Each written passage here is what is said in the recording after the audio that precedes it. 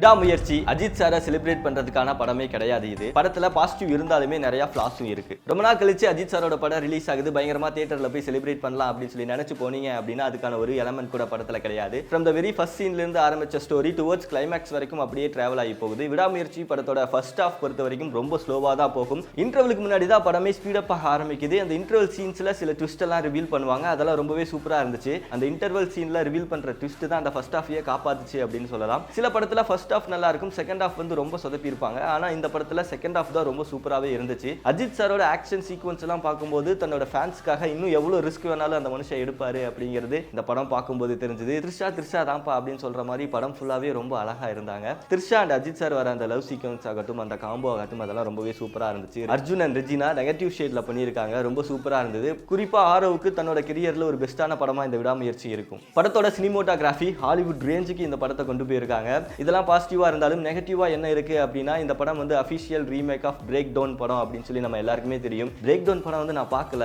இருந்தாலுமே அதோட ட்ரெய்லர் பார்த்துட்டு போனேன். பிரேக் டவுனோட ட்ரெய்லர் பார்த்தீங்கனாலே இந்த படத்தோட ஃபர்ஸ்ட் ஹாஃப் என்னது அப்படின்னு சொல்லி நமக்கு தெரிஞ்சிடும். இந்த படத்தோட ஃபர்ஸ்ட் ஹாஃபே பிரேக் டவுனோட ட்ரெய்லராக கட் பண்ணி வச்சிருப்பாங்க. அதனால தயவு செஞ்சு அந்த ட்ரெய்லர் பார்த்துட்டு போயிடாதீங்க.